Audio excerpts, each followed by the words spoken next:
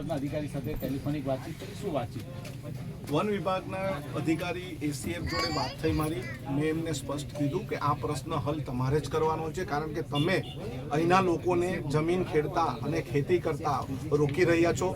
એમણે કીધું હું સુરત ઓફિસમાં છું. અમે એમ પણ એમની પાસે માંગણી કરી છે કે તમે અહીં આવો અથવા તમારા આગેવાન અથવા તમારા કોઈ અધિકારીને મોકલો.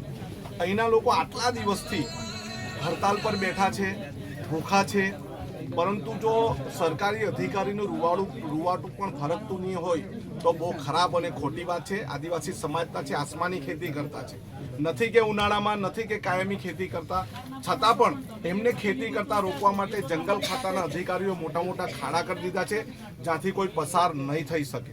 અહીં ઘણા બધા જંગલી પ્રાણીઓ પણ હશે, એમને પણ નુકસાન થાય છે. તેમ છતાં પણ અહીંના આદિવાસી ખેડૂતોને જમીન ખેડતા અટકાવવા માટે આવું કૃત્ય કરી રહ્યા છે અહીંના જંગલ ખાતાના અધિકારીઓ. આની પાછળ તમને એવું લાગે છે કે જે એક તરફ છે નર્મદા જિલ્લાનો જે સાગબારા તાલુકાનો વિસ્તાર, બીજી તરફ છે સુરતનો ઉમરપાડાનો વિસ્તાર.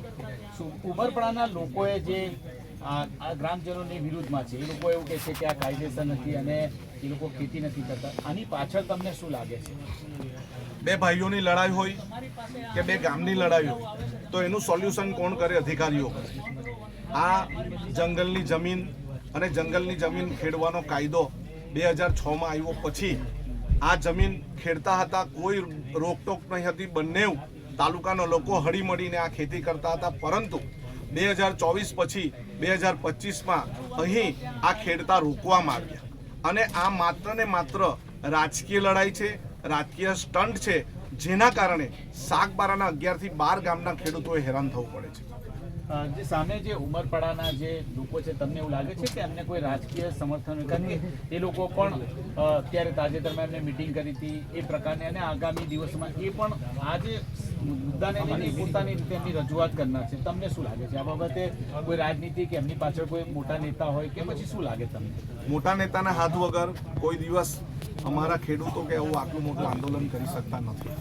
અને બંને બાજુએ ભાજપના જ આગેવાનો લડી રહ્યા છે, ભાજપના જ ધારાસભ્ય અને સંસદ સભ્ય લોકો લડી રહ્યા છે.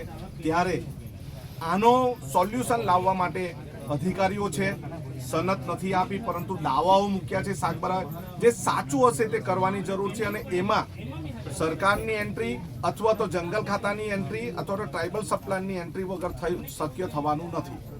બે જિલ્લાની જે લડાઈની પણ વાત ચાલે છે કે નર્મદા જિલ્લો છે, સામે સુરત જિલ્લો છે, એ મુદ્દો પણ છે, તો શું કહેશો તમે?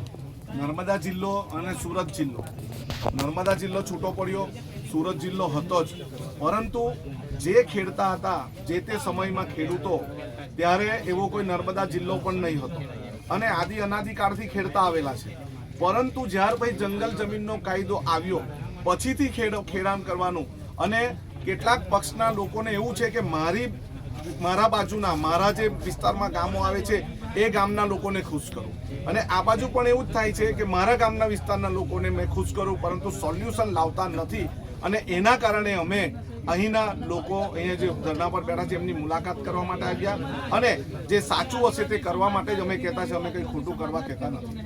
જે રીતે તમે કોંગ્રેસ આજે સમર્થનમાં આવ્યું છે એ રીતે સાંસદ મનસુખભાઈ વસાવા અને ધારાસભ્ય ડૉક્ટર દર્શનાબેન દેશમુખે પણ સમર્થન જાહેર કર્યું છે ને એમને પણ કહ્યું છે કે મુખ્યમંત્રી આનું નિરાકરણ લાવે ને. મનસુખભાઈ મુખ્યમંત્રીને રૂબરૂ મળ્યા હતા ત્યારે મુખ્યમંત્રી ભૂપેન્દ્રભાઈ પટેલે એમને એમ પણ કહ્યું હતું કે આગામી દિવસોમાં આનું નિરાકરણ લાવવામાં આવશે. તમને શું લાગે છે બાબતે?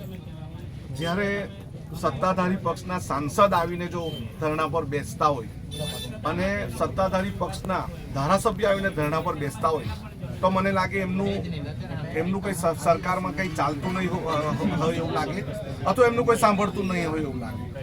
જ્યારે કોંગ્રેસની સરકાર હતી, જ્યારે જંગલ જમીનનો કાયદો બનાવ્યો, ત્યારે ગુજરાતમાં જ માત્ર સનદ આપવામાં ખેંચી પકડ્યાની વાત છે. આદિવાસી ખેડૂતોને જમીન ન મળે એવા કાવતરાઓ કરવામાં આવ્યા છે, પરંતુ અહીં આવીને માત્ર નાટક કરીને જતા રહેવાથી કંઈ ન્યાય મળવાનો નથી. બંને પક્ષની મધ્યસ્થતા બંને વિસ્તારના, બંને તાલુકાના ધારાસભ્યો છે અને સંસદ સભ્ય પણ છે, એમણે બેસીને આ ચર્ચા કરીને આનું નિરાકરણ લાવવું જોઈએ. કોંગ્રેસ ક્યાં સુધી આ ખેડૂતો સાથે આંદોલનમાં રહેશે? અમારા નેતાએ કીધું તેમ અમે વિધાનસભા સુધી જઈશું અને જ્યારે પણ અહીંના લોકો અમને બોલાવશે ત્યારે અમે આવીશું. જંગલ ખાતાના અધિકારીને મળવાનું હોય, જંગલ ખાતાની ઓફિસનો ઘેરાવો કરવાનો હોય કે ત્યાં ધરણા કરવાનો હોય ત્યારે કોંગ્રેસ સમિતિ અહીંના લોકોની સાથે રહેશે.